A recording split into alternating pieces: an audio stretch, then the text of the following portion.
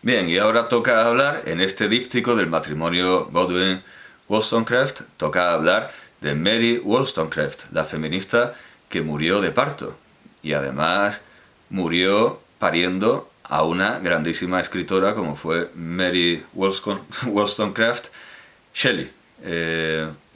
Que bueno, tiene esos dos nombres, el nombre de su marido, Shelley, del poeta Shelley, y el nombre de la gran figura intelectual que fue su madre, Wollstonecraft.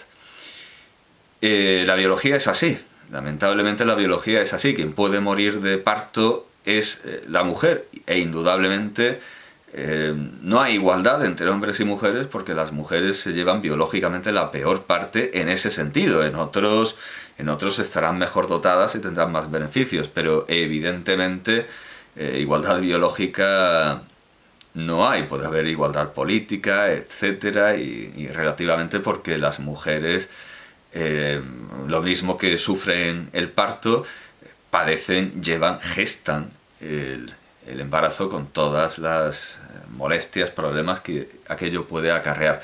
La biología es así, y para el nacimiento de una gran escritora puede morir otra, porque lamentablemente no vivimos en un mundo de ideas puras, un mundo de puro intelecto, sino que estamos atados a nuestros cuerpos, somos nuestros cuerpos, nos condicionan y pueden acabar con nuestros pensamientos cuando sale algo de ellos que no cabe. Bueno, en fin, el caso es que Mary Wollstonecraft murió por causa de Mary Wollstonecraft.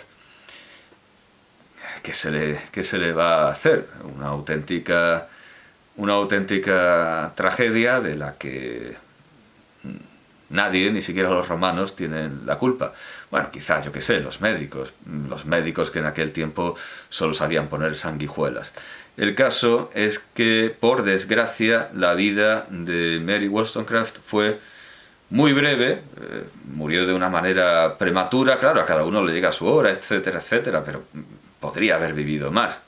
Claro, también podría haber vivido menos. El caso es que murió como ya lo he dicho, murió en 1797, dejando una obra que afortunadamente sí se puede leer de una manera fácil y ordenada en Wikisource, en formato digital, escaneado, muy cómodo. O sea que, aunque murió antes que su marido, por lo menos está mejor tratada por las redes. He intentado comprar buenas ediciones de Mary Wollstonecraft, pero no las he encontrado. He encontrado libros que tienen una o dos de sus obras políticas más famosas, de filosofía política, pero no la vastedad, la inmensa pluralidad que supone su obra y que puede descubrirse de una manera gratuita en Wikisource, o sea, en Wikisource en inglés, o sea que es sin duda alguna lo que recomiendo. Contiene pensamientos sobre la educación de las hijas. Es que al buscar los libros encontré un volumen con las obras completas de Mary Wollstonecraft, pero al ver las críticas alguien se quejaba de que no estaban sus reflexiones sobre la Revolución Francesa, que hombre, pues es importante.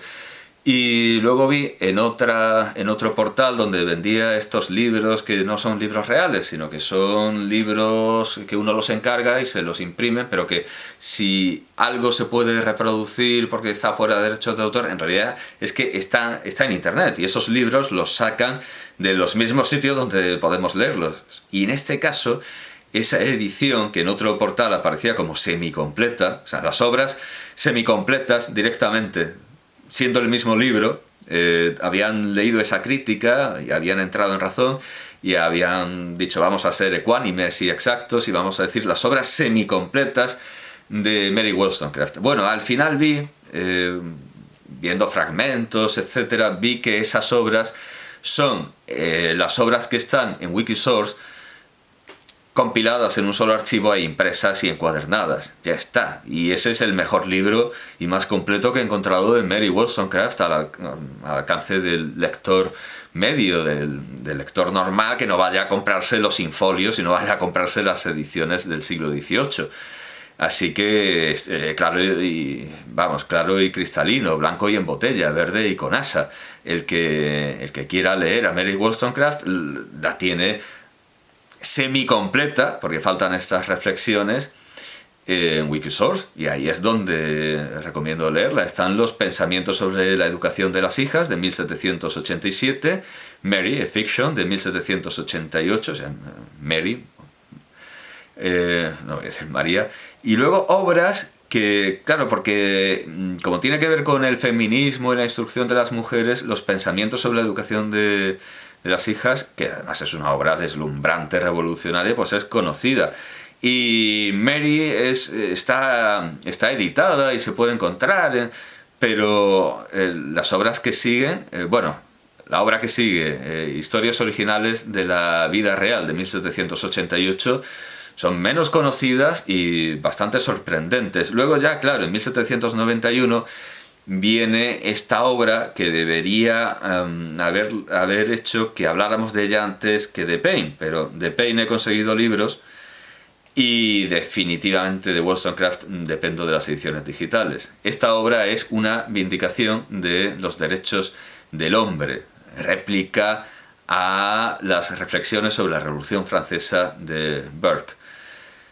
Y luego en 1792, una vindicación de los derechos de la mujer, que aquí se le adelanta evidentemente, se le adelanta a la pensadora francesa de la que hablaré, que presentaré, después de cerrar este díptico con una especie de convertirlo en un tríptico y hablar del hijo de Godwin, de hablar de William Godwin, joven, porque claro, si ya me meto en Mary Shelley, en la hija póstuma de Mary Wollstonecraft, y hablo de Mary Shelley, ya hay mucha tela que cortar, y además eso es otro díptico, el díptico que compone con su marido Shelley, y podríamos decir que aquello puede dar en políptico por todas las relaciones con otros grandes poetas de su siglo. Además, siendo hija póstuma, pues evidentemente no hay un lazo, no la conoció.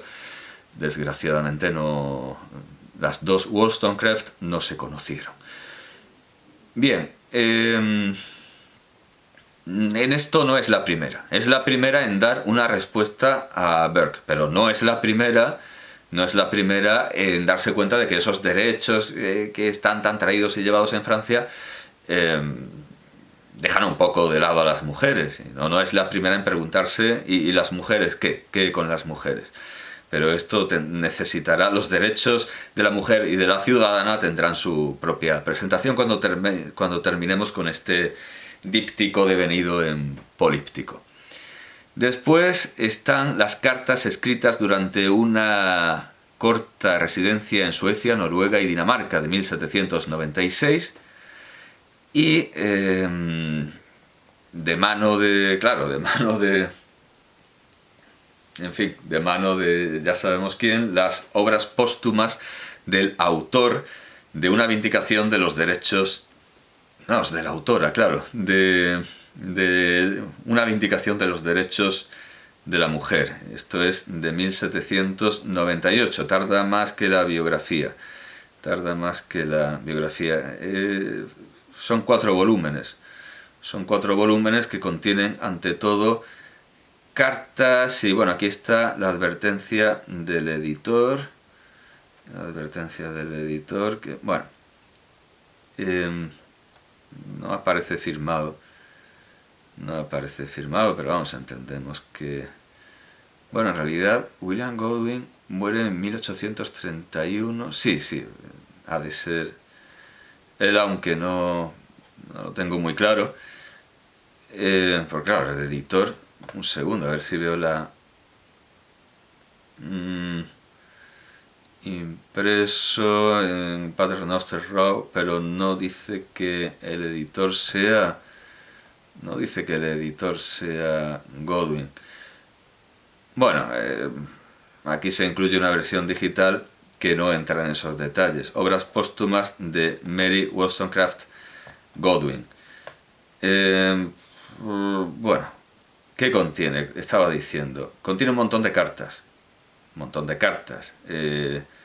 78 cartas. Luego otra carta sobre el carácter presente de la nación francesa. Luego fragmentos de cartas sobre la educación de los hijos, o sobre la administración, management, sobre... esta palabra siempre se me traba al traducirla al español, management, la gobernanza, ¿no? El gobierno de los hijos. Si vamos a Plutarco, pues sería más bien la educación. En realidad esto solo contiene una carta. Luego están las cartas a Mr. Johnson, la cueva de la fantasía, que tiene 2 capítulos y un capítulo. 2 capítulos y un capítulo que más o menos, podemos decir que está incompleto. Y su obra, que la equipara a Burke en intereses y en su obra sobre la poesía. Y en esta obra sobre la poesía enmienda a veces la plana a Kant. Vamos a ver. En realidad solo una vez aparece, dice Mr. Kant. El señor Kant ha observado que el entendimiento es sublime, la imaginación es bella. Así es evidente que los poetas y hombres aún así es evidente que los poetas y los hombres que indudablemente poseen la más alta imaginación están más tocados por lo sublime, mientras que los hombres que tienen mentes frías e inquisitivas no tienen este exquisito sentimiento en un gran grado, y antes, al contrario, parecen haberlo perdido en cuanto cultivan su razón. Pero esto es lamentablemente fragmentario. Todas esas reflexiones, esta reflexión en la que le toca en la cresta a Kant, son lamentablemente fragmentarias y póstumas. No llegó a desarrollarlas más. No es lamentablemente un tratado con la extensión de Burke, aunque luego Burke no quiso, a pesar de que se lo pidieron sus amigos pintores, no quiso abundar en la materia, porque ya no tenía la cabeza para eso, ya no le funcionaba la filosofía abstracta, y sin embargo, con el caso con Mary Wollstonecraft es al contrario. Al principio piensa más en filosofía política, en cuestiones concretas, o en imaginación de pura fantasía, y es con la madurez cuando le vienen estas reflexiones más abstractas. Pero lamentablemente quedan póstumas e incompletas. Y por último... perdón. Si es que esto pertenece a la última parte de sus obras. Pertenece a la última parte de sus obras póstumas, que son las observaciones, pero se indica más o menos la fecha en la que pudo haberlas producido, porque dice que están principalmente diseñadas para haber sido incorporadas en la segunda parte de la Vindicación de los Derechos de la Mujer.